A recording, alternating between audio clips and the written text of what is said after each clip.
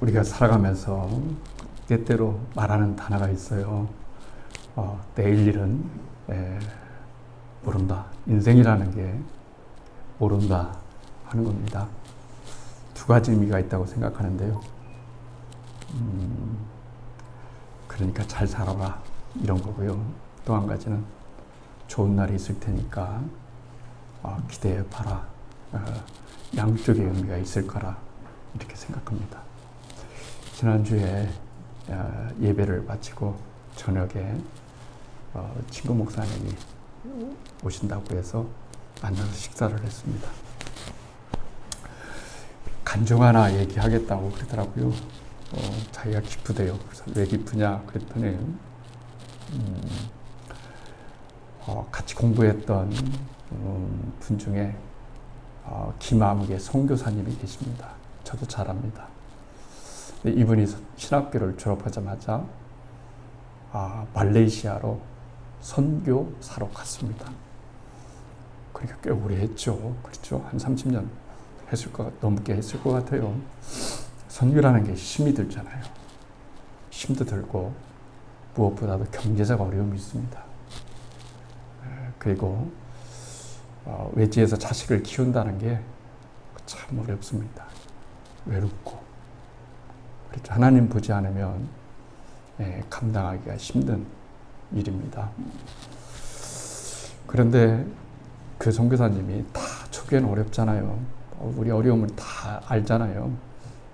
아는데 이번 주일 저녁에 만났던 친구가 그분하고 좀 친해서 좀 도왔답니다. 도왔다고 해서 얼마나 큰 거에서 사람이 마음이 중요하잖아요. 그렇죠?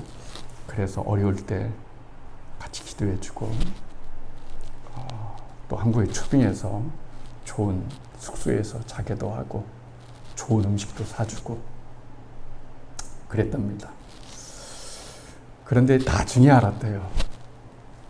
나중에 이번에 알게 되었는데 그 선교사님 사모님이 대접을 받을 때마다 너무 미안하고 고맙고 감사해서 하나님께 늘 기도했대요. 목사님, 하나님, 저는 왜 이렇게 대접만 받아야 돼요? 저도 이 목사님에게 가장 좋은 곳에서 가장 좋은 곳으로 한번 대접할 기회를 주세요. 이러고 늘 지냈어요. 형편이 얼마나 나아지겠어요. 그 선교사님 자녀가 몇인지 저는 정확히 모르는데요. 어쨌든 시간에 따라서 아이는 점점 자라게 됐어요. 그리고 30년이 됐는데 이 선교사님이 이제 선교를 하다 보니까 스트레스도 많고 그래서 이제 병을 좀 얻었어요. 큰 병은 아니지만 좀 쉬어야 된다고 하는 그 진단을 받고 한국에 왔어요. 왔는데 아들이 무조건 들어와라. 엄마 아빠 이제 고생 그만하고 무조건 돌아와라 했는데 어쩔 수 없이 아프니까 갔는데 그 잠실에 아파트를 하나 사줬는데 아파트가 80평이더래요. 80평 아파트를 사줬대요. 그래서 갔더니 처음 보는 아파트 그것도 아들이 사준 거예요. 여기서 왔다 갔다 하면서 선교도 하시고 마음대로 하세요 그랬대요. 그리고 용돈도 많이 줬겠죠. 그래서 제 친구를 초대했어요. 초대해서 이게 하나님이 나에게 주신 집입니다 이랬대요. 그리고 자기 집에서 가장 좋은 값비싼 한우를 사다가 구워주면서 목사님 자식 자랑하는 것이 아니고 부자 됐다고 자랑하는 것이 아니라 참 하나님 정확하시네요. 제가 아주 오래전부터 목사님이 늘 저희들을 도와주셔서 그 그게 사랑의 빛이어서 언젠가는 저도 좀 떳떳하게 갖고 싶어요. 이랬는데 오늘 그 갚을 날이 오네요. 그러더라는 거예요. 그래서 그러면 아들이 뭐 하냐? 그랬더니 사업을 하기 시작했는데 사업이 너무 잘 된 거예요. 저는 뭐 그런데 뭐 이커머스인가? 뭐 그런 게 있대요. 직원 200명이래. 그래서 또 이제 그러면은 아들이 출근했으니까 우리 아들 집 사는지를 좀 보여주겠다 이랬답니다. 그래서 이제 강남에 저희 잠실에 가면 롯데 쇼핑몰이 있잖아요. 뭐 굉장히 높은 빌딩이요. 거기에 저는 잘 보면 주거도 하는가 봐요. 거기 한 100몇 평 되는데 이게 우리 아들 집이야 하면서 이렇게 보여주더래요. 그러면서 저한테 그래요. 친구가 장 목사 참 그 사모님이 그 간증을 하는데 참 고마웠어. 나는 별것 아닌다고 생각했는데 그분에게는 그렇게 고마웠나 봐. 그리고 하나님께 꼭 목사님을 가장 좋은 곳에서 가장 좋은 곳으로 대접하게 해달라겠다는 그 간단한 소박한 이 소원이 이루어질지는 이런 방식으로 이루어질다는 것은 꿈에도 못하고 아주 자랑하더라고요. 그분이 그 선교사님 부부가 8월 달에도 같이 자기가 경비를 다 되니까 유럽도 떠나자, 뭐 여행을 떠나자 이랬대요. 무슨 의미인지 알죠? 뭘 말하려고 하는 거죠. 돈 얘기하는 게 아닙니다. 자식 성공했다 이런 것도 아닙니다. 뭐 그 사람만 성공했겠어요? 세상에 성공한 사람 맞죠? 근데 저는 말씀드리고자 하는 게 우리가 인생을 살아가는데 다 헛된 것 같지만 사실 하나님 앞에서 헛된 건 하나도 없습니다. 세상 사람은 나의 고생을 잊고 지나갈 줄 모르지만 하나님은 절대로 우리의 삶을 기억하신다는 겁니다. 이것이 하나님과의 인격적 관계다 이렇게 말하는 거예요. 하나님을 의지하는 것이 기도입니다. 그리고 내 인생의 모든 것을 당신에게 맡긴다 하는 것을 내 인생의 주도권을 당신에게 드립니다. 이런 얘기예요. 구원이란 나의 주도권을 주님께 양도하는 겁니다. 이게 굉장히 섭섭한 것 같지만 그렇지 않아요. 여러분들이 외국 여행을 가는데 렌트카를 냈어요. 어디로 갈지 모르겠어요. 어디가 어딘지도 모르겠어요. 내비가 없다면요. 어디로 가는지도 모르겠고 종잡을 수가 없어요. 그런데 그 나라에 잘 아는 본토인이 제가 모시겠습니다. 제가 안내해 드리겠습니다 하면서 운전대를 저한테 맡기시죠 하면 운전대 맡기잖아요. 안전하게 운전할 수 있고 더 잘 구경할 수 있습니다. 주도권이라고 하는 것은 나의 인생의 운전대를 하나님께 드리는 겁니다. 우리가 인생의 길을 운전하면서 가잖아요. 차 타고 교회 오신 분도 있겠죠.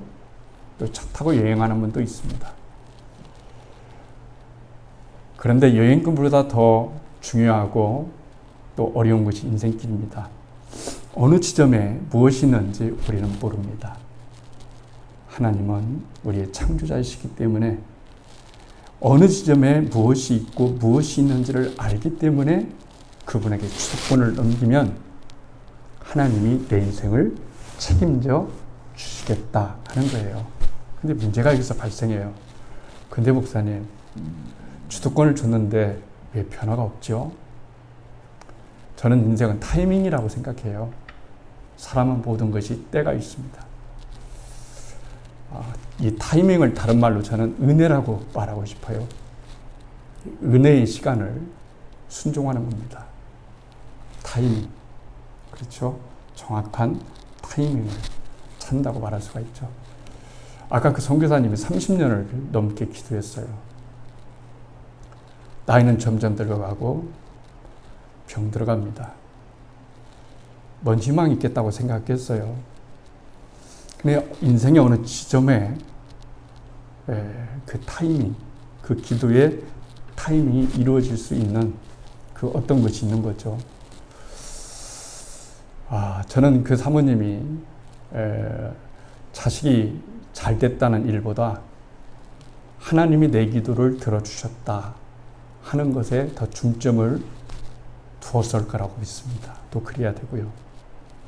그건 현상입니다. 본질은 하나님과 관계입니다. 제가 갑자기 은퇴를 얘기해서 다들 저도 놀래고 여러분도 놀래고 가족도 놀래고 그랬어요. 1년 동안에 급작스러운 일이 4가지가 일어났어요. 제 인생에. 첫째는 은퇴입니다. 1년 전만 하더라도 제가 이렇게 빨리 은퇴할 거라고 생각해보지 않았어요. 솔직히.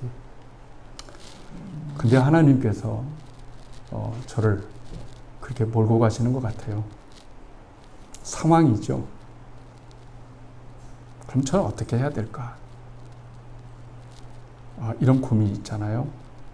계산적으로 따지면 아닌 것 같아요. 상황적으로 따지면 순종해야 될 것 같아요.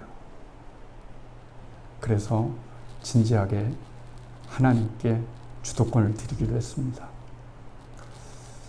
주도권을 드리기로 했어요. 두 번째는요. 은퇴하면 여수에서 제가 선교를 한다고 그랬잖아요. 태어나서 제 인생의 은퇴 이후의 삶을 여수에서 보낼 거라고 하는 것은 0.1%도 생각하지 못했어요. 정말 못했습니다. 연고도 없고요. 근데 하나님이 저를 그곳을 끌리게 하시는 거죠. 이것도 하나님의 은혜라고 저는 생각합니다. 세 번째는요, 책쓰기예요. 전 책 읽기는 굉장히 좋아합니다. 평생 그렇게 살아왔으니까. 책을 쓰겠다는 생각은 못 해봤어요. 근데 1년 전에 하나님이 책을 쓸 수 있는 마음을 주시더라고요. 의미를 찾지 못했어요. 정말 내 책 누가 읽을까? 왜 하나님이 나한테 책 쓰라고 하셨지? 취미도 아니고 뭐 이런 거 갖고 이름 낼 일도 없고. 그리고 지난 생각을 해보니까 읽기 위해서 쓰기로 한번 전환해보자 이런 마음을 주셔서 1년 동안 몇 권의 책을 썼죠. 진심으로 좋아해 주는 분도 있고 은혜 받은 분도 있고 참 피드백이 잘 오는 걸 보면 그래도 이게 가능성은 있겠구나 생각했어요. 저는 1년 전에는 몰랐어요. 근데 은퇴와 맞물려서 책 쓰기와 겹친다는 것이 생각이 났어요. 만약에 제가 책 쓰기의 길이 없었다면 은퇴는 못했을 것 같아요. 뭐 먹고 살 거예요? 10년 빨리 은퇴하는데. 못 먹고 살 거죠? 뭐 그렇잖아요. 맨날 놀 수도 없는 거고요. 그런데 말이죠. 하나님이 열망을 부어주시는데 책 쓰는 것이 이제 너무 좋아요. 뭐 별별 일 없지만 글 쓰는 것이 너무 좋아요. 근데 요즘 찾았어요. 뭔 걸 찾았냐면요. 엘리야가 있잖아요. 엘리야가 선지자입니다. 엘리야가 활동하던 시대는 두 가지가 있어요. 종교적 타락이 있고 정치적 타락이 있습니다. 이 두 가지가 다 겹쳤어요. 정말 어려운 그런 시절입니다. 해도 안 되는 거예요. 그래서 실족한 거죠. 실족했습니다. 저도 흠 많고 죄 많은 사람이지만 정치와 교회를 종교 생각하면 너무 암담한 것이 사실입니다. 뭘까? 왜 그러지? 정상인가? 맞는가? 굉장히 전 나름대로 힘들었어요. 근데 이게 참 제가 복귀 시작할 때 좀 꿈이 거창했어요. 뭐냐면 이 민족교회에 새로운 비전과 깨달음을 던져줄 수 있는 그런 목사로 좀 살고 싶어요. 어차피 목사들었다면. 그런데 제 삶을 보면 개척을 3번이나 했잖아요. 무명하잖아요.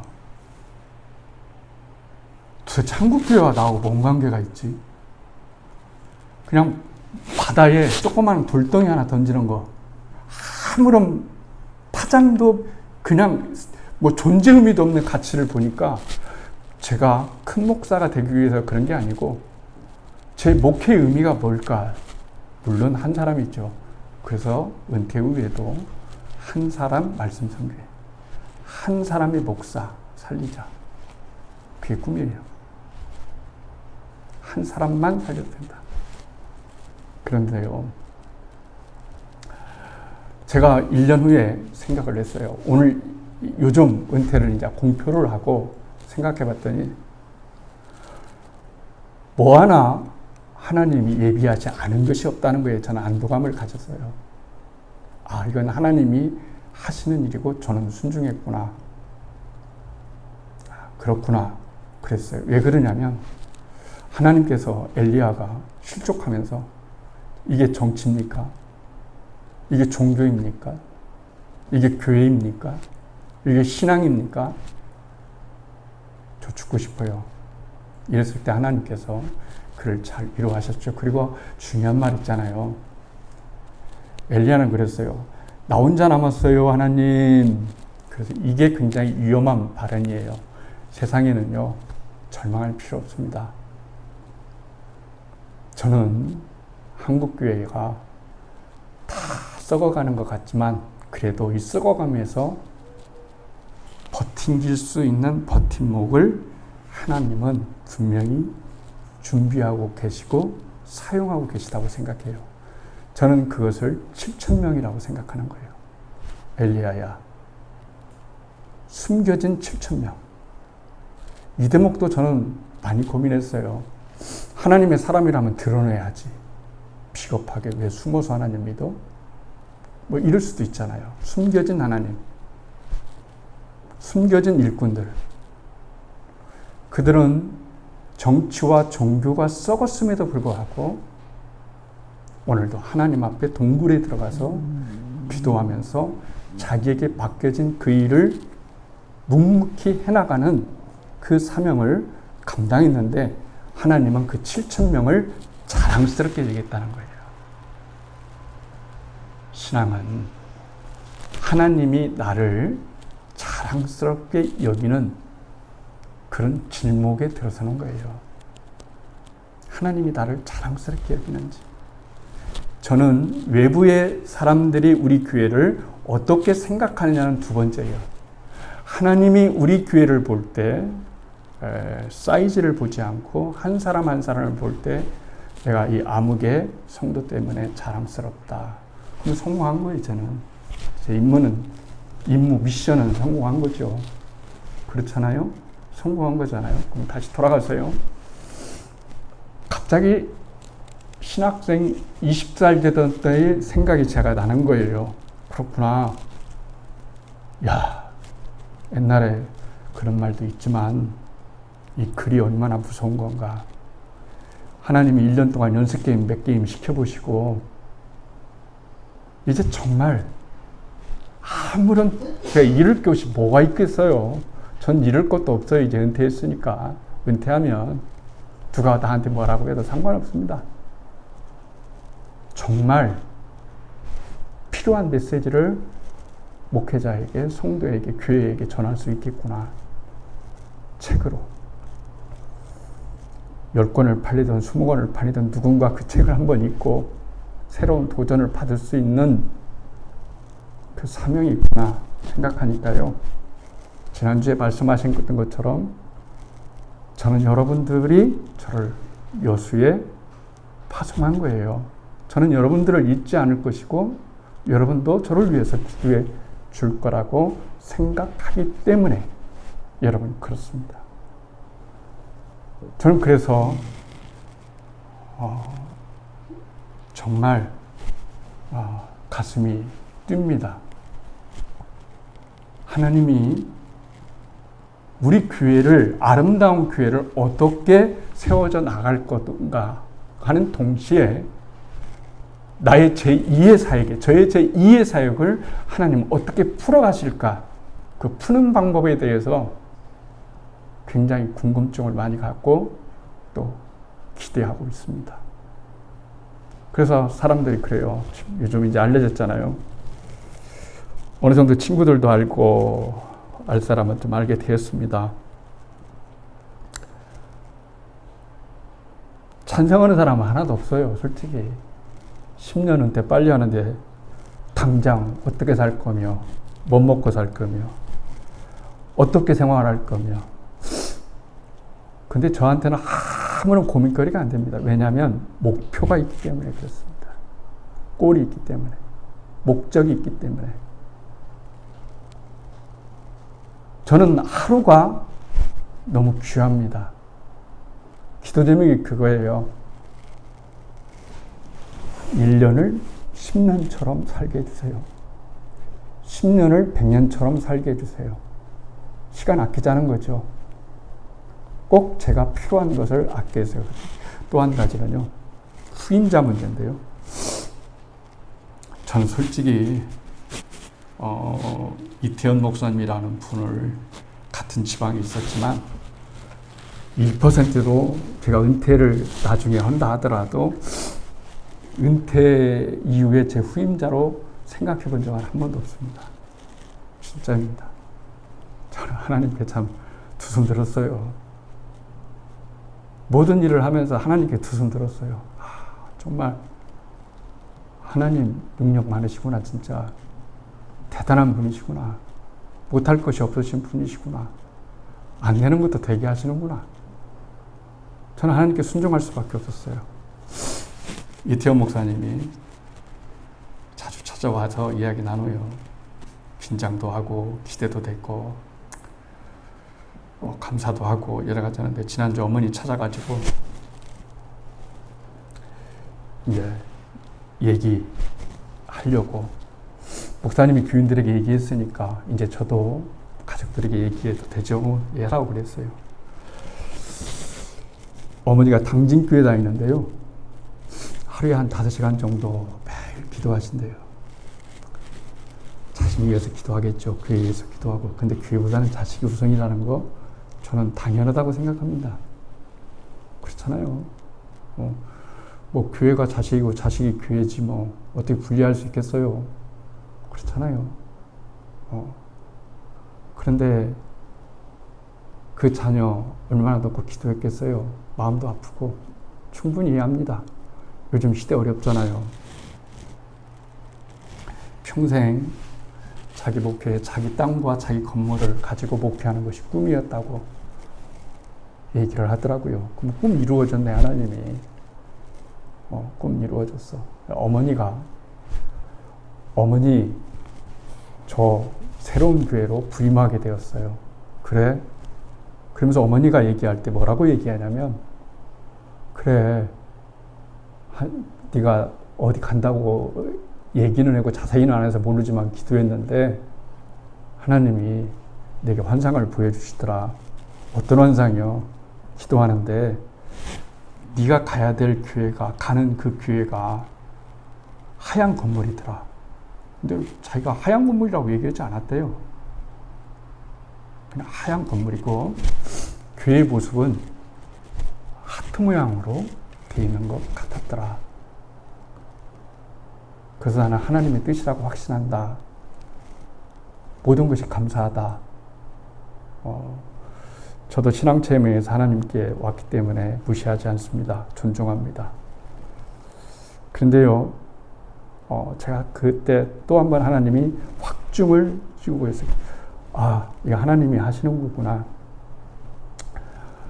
이렇게 양가의 부모가 다 누구의 목회자든 어머니든 그러겠지만 자식과 교회를 놓고 이렇게 기도할 수 있는 어머니를 뒀다면 나는 좀 덜 건심할 수 있겠구나. 확신을 가졌어요. 그래서 저 너무 하나님께 감사했습니다. 또 한 가지는요. 하나님 뭘 바꾸셨냐면 나이 드니까 관계가 힘들어요. 솔직히. 관계를 하면 시간도 많이 뺏기고 좀 어떻게 생각할지 모르지만 저는 제가 할 일이 참 많아요. 별로 큰 게 아니지만 하루도 굉장히 빨리 가요. 누구 만나고 많고 이런 거 별로 좋아하지 않습니다. 그래서 은퇴를 하거나 이제 저기 되면 선배, 후배, 동료, 아는 사람들을 정리를 하고 조용히 살아가야 되겠다고 이렇게 결심했어요. 정말. 이제 진짜로. 그래서 제가 아내한테 그래서 휴대폰도 다 바꾸고 싹 지우겠다고. 그랬더니 무슨 말을 하시냐고. 그렇게 하면 안 되신다고. 그러나 제가 또 고집 있잖아요. 이건 인간적인 고집이잖아요. 그렇게 하려고 그랬어요. 근데 하나님이 그거 아니다라고 하시는 거예요.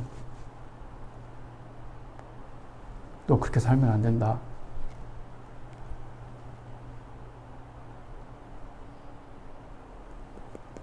네가 앞으로의 사역이 네 지평을 넓혀가는 건데 그렇잖아요. 생각해보니까 그런 깨달음을 주는 거예요. 관계 다 정리하면 책은 누구한테 읽으라고 그래? 이런 생각이 또 들더라고요. 실리적으로 따져도 그렇잖아요. 그래서 생각이 참 몇 개월도 안 되는 기간에 많이 바뀌었어요. 여러분한테 말 꺼내기까지 하나님이 몇 달 동안에 짧은 동안에 엄청난 변화를 주셨어요. 마음을 주시고 부어주시고 어떻게 인간이 그래서 제가 뻗은 것도 있어요. 사람이 계획할지라도 그 걸음을 인도하시는 분은 하나님이신데 하나님이 이렇게 나를 고르신다면 순종해야지. 네, 그랬습니다.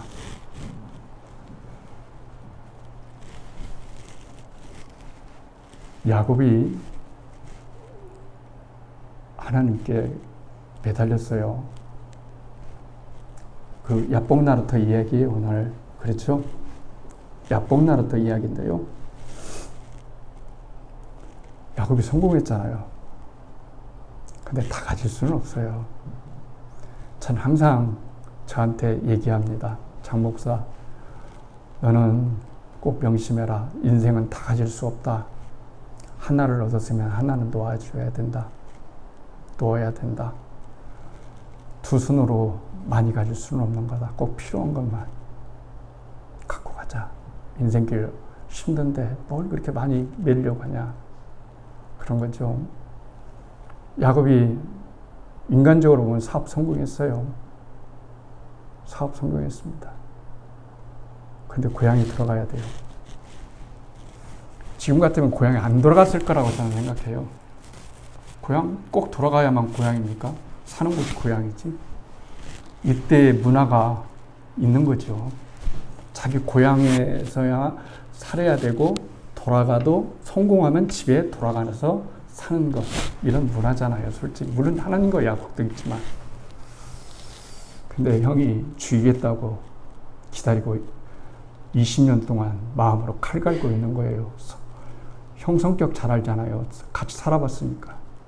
이건 죽는 거다. 죽음 앞에서 재산이 필요할까요? 안 필요합니다. 저는요, 인생 별거 아니구나 하는 생각 많이 해요. 진짜 별거 아니더라고요. 내일 어떻게 알겠어요?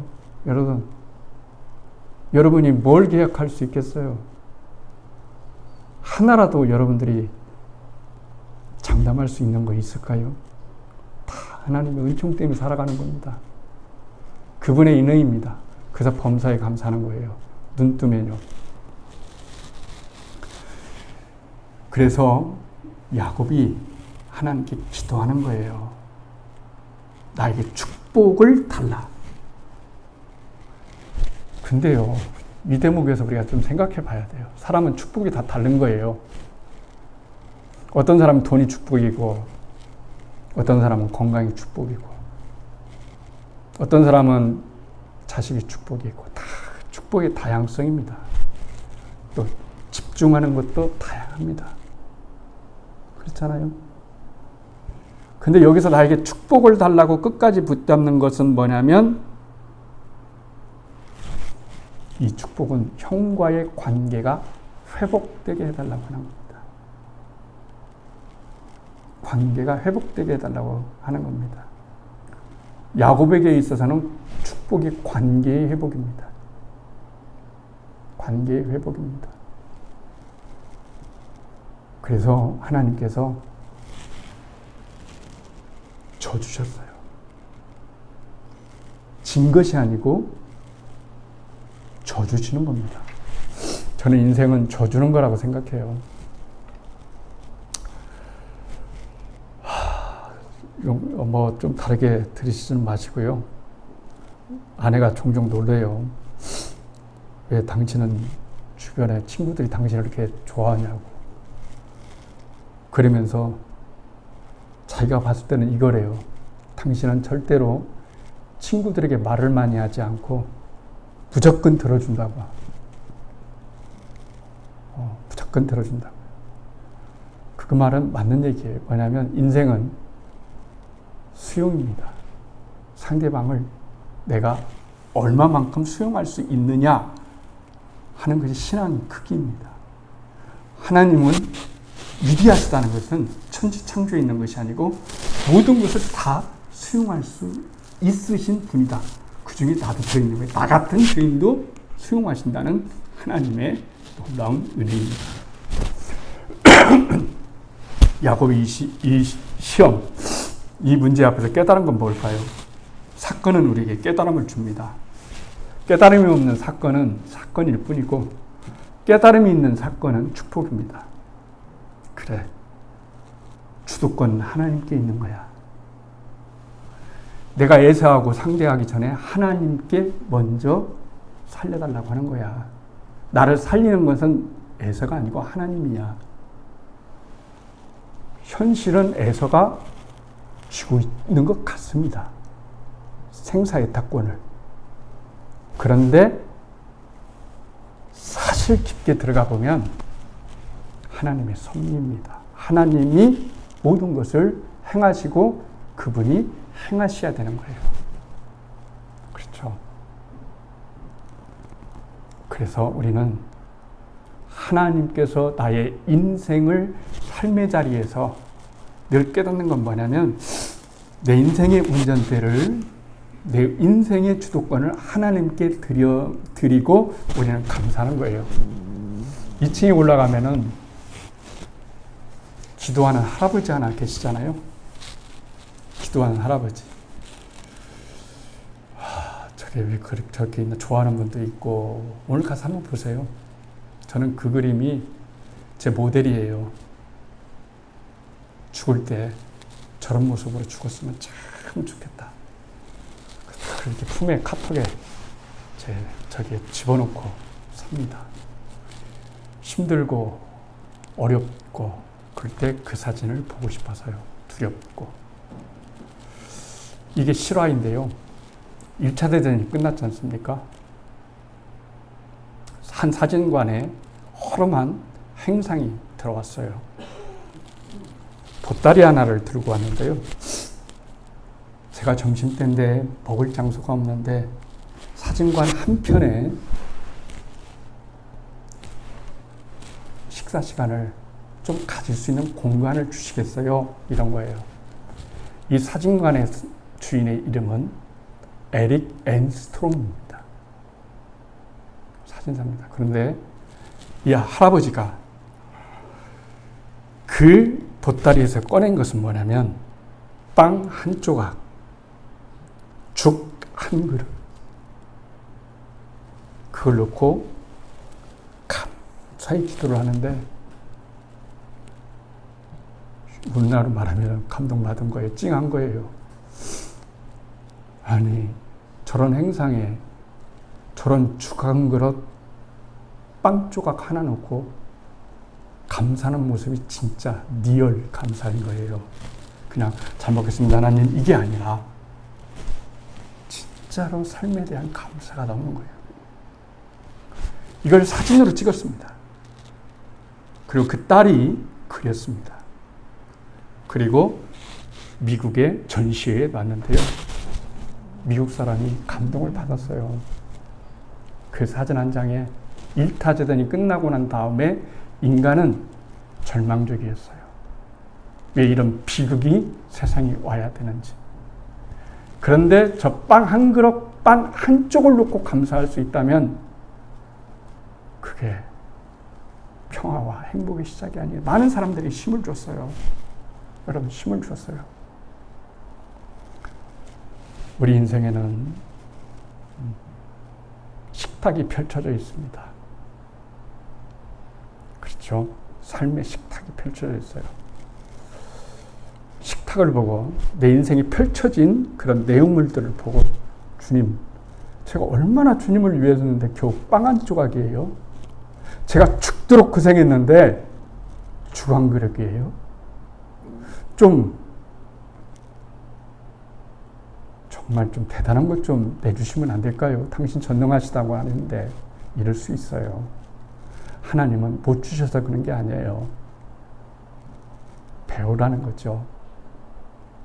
빵 한 조각을 넣고 빵 한 조각 같은 내 인생, 죽 한 그릇과 같은 내 인생을 바라보면서 감사할 수 있는 것이 신앙이에요. 그 국에 못 넘으면요, 신앙은 힘듭니다. 하나님 나라 가는 것이 얼마나 힘들겠어요. 미국 가는데도 10몇 시간 걸리는데 거기다가 여러분 경유해서 가보세요. 이코노미석 타고 가면 꼼짝 달라서도 못합니다. 하나님 나라 쉽게 생각하면 안 돼요. 어차피 천국에 가면 다 착한 사람 된다면서요. 왜 성화를 말씀하시죠? 왜 예수님 믿으면 바로 살아야 되고 고쳐야 되는 거죠? 여러분, 그것은 천국을 지금부터 살아내야 되기 때문에 그런 거예요. 천국은 지금부터 살아내는 자에게 실제하고 누리는 곳이기 때문에 그렇습니다. 저는 우리 교회가 모든 주도권을 하나님께 드리는 교회가 되었으면 참 좋겠어요. 여러분의 인생도 그려보세요. 주님, 제 인생의 운전대를 당신께 드리겠습니다. 자식에게도 그런 거 가르치세요. 야, 네가 아무리 머리 쓴다 해도 인생은 그렇게 돌아가는 게 아니야. 학벌로 돌아가는 것도 아니고 네가 박사학위 10개 받고 그렇다고 해서 돌아가는 게 아니야. 운전대를 하나님께 맡겨. 하나님이 너의 후원자가 되어주시고 운전자가 되어주실 때 네 인생은 안전하게 갈 수 있는 거야. 이것이 유산을 물려주는 거예요. 돈 물려주는 게 아니고. 그렇죠? 여러분이 예수님 때문에 행복했으면 좋겠습니다. 해피했으면 참 좋겠어요. 우리 집 죄송합니다. 가훈이 항상 기뻐하라. 쉬지 말고 기도하라. 범사에 감사하라는 거예요. 우리 집 가훈입니다. 근데 잊고 살 때가 많더라고요. 가훈이라고는 해놓고서 잊고만 살아 액자 하나 걸어놓고 살더라고요. 다시 가훈에 눈을 돌렸어요. 기뻐하면서 살자.